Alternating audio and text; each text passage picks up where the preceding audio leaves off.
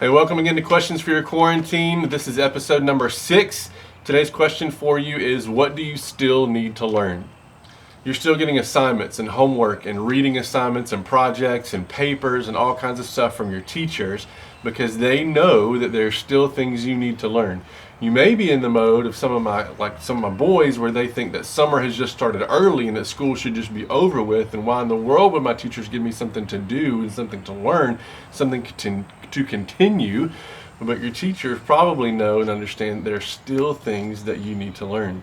I was reminded of this from my 3-year-old Judah, that there's still some things he needs to learn. A lot of times I think he is brilliant and he's obviously a genius, much like his father. But then I'm also realizing that there's still things that he needs to learn. We were taking a walk around the neighborhood, as we do almost every day. And as we were just about coming back to our house, he bent over and picked something up off the ground. Now I quickly realized, and Lee quickly realized, it was dog poo. We yelled, we screamed, it was a whole thing. And he told us, what? It's just a stick. But it's not a stick. It was dog poo. So what we had to teach him, and what he still needed to learn, was a very significant, very practical thing, that, hey, sometimes what may look like a brown stick in the road is really just brown sticky dog poo. Now, hopefully there's some very practical things that you're still learning, even in this quasi-quarantine time. Maybe you're learning some things academically because you're still forced to do homework. Maybe there's just stuff that you're learning about yourself and about what needs to be going on in your life. Maybe some new habits like we've talked about before.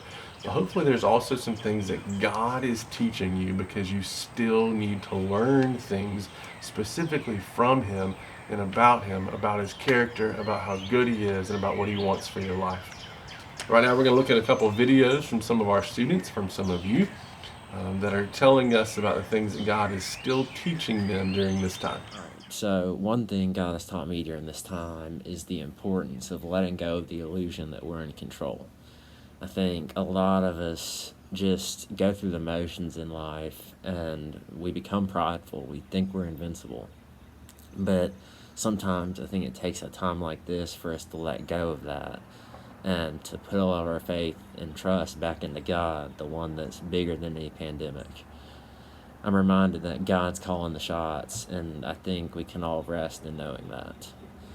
I think that if more people come to this realization, and I think they already are, then some good will come out of this. Hey guys, so I know that life is a little bit crazy right now, but one of my favorite verses that's really gotten me through this is Joshua 1:9, and it says, "Have I not commanded you, be strong and courageous, do not be frightened and do not be dismayed, for the Lord your God is with you wherever you go." So at the beginning of this verse, it tells us not to be afraid, and I know right now it can be really easy to be fearful about what's going to happen because nobody really knows, but ultimately God's in control. He's the only one that holds tomorrow and knows what's going to happen, so we just have to trust Him. And then the second part of this verse says, "For the Lord your God is with you wherever you go." I know that this gives me a lot of peace because I know that I'm not alone in this situation, and He's not going to leave any of us or forsake us with whatever happens. So I hope this just gives y'all a lot of peace and encouragement, and I hope that y'all have a great week and that y'all all stay safe. Hey, I love seeing these videos that you're sending in that remind me that God is still teaching you things, that God's still active, that God is still showing you things, God's still drawing you closer to Him, even in this crazy time.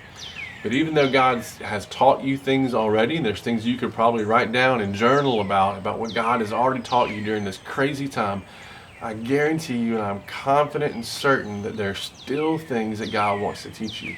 Which is why we're asking that question today of, what do you still need to learn? Now, one of the worst things in the world is when you're trying to teach someone something, but they're completely unaware and they completely ignore what you're trying to teach them. I told you earlier about how my friend and my little boy Judah picked up dog poo in the road. Well, the same day, we went home, obviously washed hands, all those wonderful things. We had lunch, all that kind of stuff. After lunch, we came up to the church parking lot with Power Wheels and bicycles and stuff so that we could burn off a little bit of energy and just ride around in the church parking lot for a little while. We're there for about 5 minutes or so, and I see Judah lean over in the church parking lot and begin to pick something up off of the ground. And it was gum. someone, probably one of you crazy teenagers, spit their gum out in the church parking lot, and Judah thought to himself, like, hey, what is that there in the road in the parking lot? I think I'll pick it up. Because obviously he hadn't quite learned what we were trying to teach him earlier. And he obviously doesn't care that much about germs in a time when you should really, really care about germs. I don't know that we're that different sometimes. Matthew chapter 6, the disciples come to Jesus and they say, Jesus, would you teach us how to pray? So Jesus begins to teach them how to pray, and he uses the Lord's Prayer to do that. Then a few chapters later, Matthew chapter 26, Jesus is there in the Garden of Gethsemane, and he's with the disciples, and he says, hey, come and watch with me and pray with me. He's asking them to pray because he's taught them how to pray, and then when he goes back to see them, they've fallen asleep. Also, Matthew, around chapter 5, Jesus begins a Sermon on the Mount where he teaches these amazing truths. So many of them, so much stuff is packed in there in that Sermon on the Mount. Right after that, he heals a leper, then he heals a centurion's servant, and then he and the disciples get into a boat. And while they're in the boat, a storm comes up. And it's a big storm. And the disciples think to themselves that they're going to die. And they wake Jesus and they say, well, please help us.